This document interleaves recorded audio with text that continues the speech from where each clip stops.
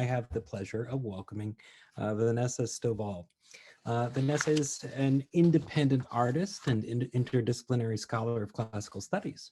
On the art side of things, she's a professional harpist, and she composes music, poetry, and lyric and drama for the stage. And next month, her first full score will debut in the Barnard Columbia Ancient Drama production of Euripides' Iphigenia in Aulis. On the scholarly side of things, she studies ancient myth, music, hair, and aesthetics. She received her Bachelor of Arts at the Evergreen State College and her Master of Arts at Columbia University, doing her research on Greek tragedy. She's also the creator and curator of the alternative classics online publication Corona Borealis. And her paper today is Teaching Persephone Uncolored, Racial Cosmetics, Desirability Politics, and Classicizing Colorisms in Toni Morrison's The Bluest Eye and Stephanie Meyer's Midnight Sun.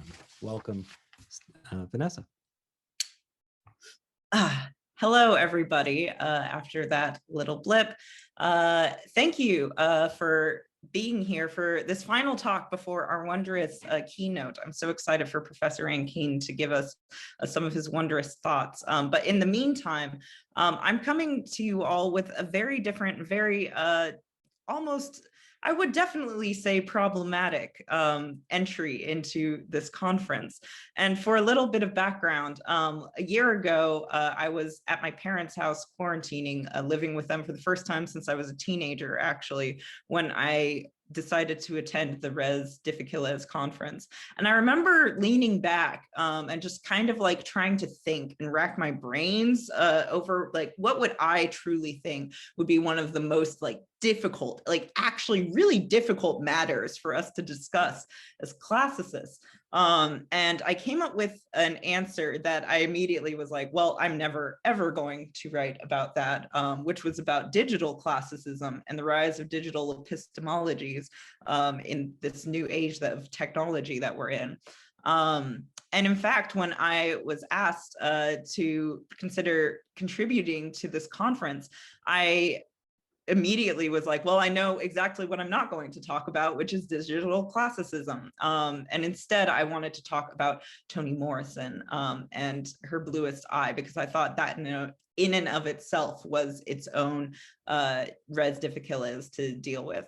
But then by very interesting happenstance, as I will get into later, another book ended up comparing itself to the Bluest Eye for me. And I realized that I would actually have to delve into some of those digital classicisms that I was so eagerly trying to avoid before. So before I get into these two novels and what exactly they might even have to do with the digital sphere, I'm first going to talk about these three concepts that I've highlighted for you: racial cosmetics, desirability politics, and classicizing colorisms, because I'm sure folks read them and are like, cool, what does that mean? So let's get right into it. So first of all, I'm going to talk about racial cosmetics and classicizing colorisms and come back to desirability politics in a second. So these are aesthetic terminologies, as was mentioned by Joe in that lovely introduction. I do study aesthetics, and I have a lot of issues personally with aesthetics, mostly with Plato and Aristotle. So I was very, very happy to sort of find thinkers and scholars who are trying to salvage ancient aesthetics away from just those two very predominant thinkers. James Porter is someone that I'm very influenced by. And so there are two specific areas in my own studying of aesthetics that I've been interested in looking at. I guess part of it I almost want to call existential aesthetics. I want to dive into deeper issues around aesthetics, or what they might be, almost unpack them in different types of ways. And so these are two that I really like to use in my unpacking. The first is cosmetics, and it's from the Greek kosmos, which means good order in many different senses, whether in the sense of your makeup, your style, whether it's in the sense of the good order of the city, or whether it's in the sense of like the grander cosmic order in which we are all under. It's a makeup, but everything is made up. What is the makeup of everything? And so by putting it in conversation with race, I'm attempting to almost recuperate the aesthetics of race into something a lot more broader, and examining a lot of the various makeups there are around race.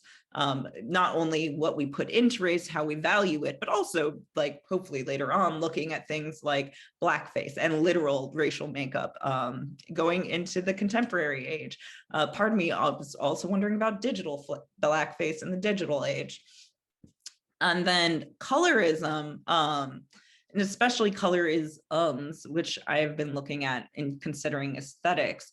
Colorism is a term when it comes to race, mostly found in the Black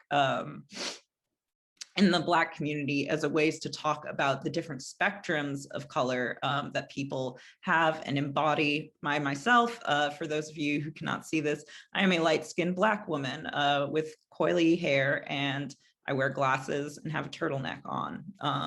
The turtleneck hides quite a few tattoos that are underneath. And so color is something that I think about a lot, not only for the privileges I hold as a light-skinned Black woman and what I need to do in those areas and in that way, and sort of the ways in which I want to bust open doors for other people, but also about things like even as small as tattoos. Like, I have such an interesting color to my skin, and then I decided to put more colors on my skin. And what does that think of? What do I make of that? And I think there were a lot of interesting articles coming out over the past couple of years about classics and tattoos and respectability and what those things look like for folks. But what does colorism have to do sort of with everything that I'm talking about, but also antiquity? Well, I think that it's a good lens for me personally to try to think through chromatic difference across antiquity. So as I say here, classicizing colorisms is attempting to place the spectrums of racial colorism in conversation with the spectrum of classics in and of itself as a term.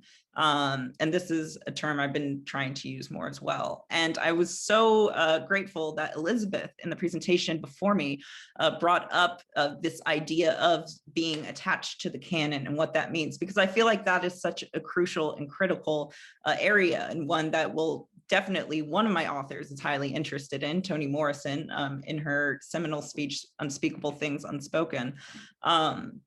But also, I think it's something that even classicists themselves nowadays, it's really hard for us to speak on what is our attachment to the specific word classics. And I ask this because I saw the same thing happen growing up being a harpist, and this idea of classical music or of music as classics. And now everyone in classical music would be like, oh, well, classical just denotes the specific time period, etc. And I'm like, okay, but most symphonic music tends to be called classical, even though if it's Baroque, even if it's Romantic, even if it's like more modern contemporary. And so, like, what is our attachment to these ideas, to these words, to this idea of canon and tradition moving forward? And so that's why I wanted to sort of put colorisms into conversation with the things that sort of classicize, because that's something that, particularly with Morrison, I was very interested in.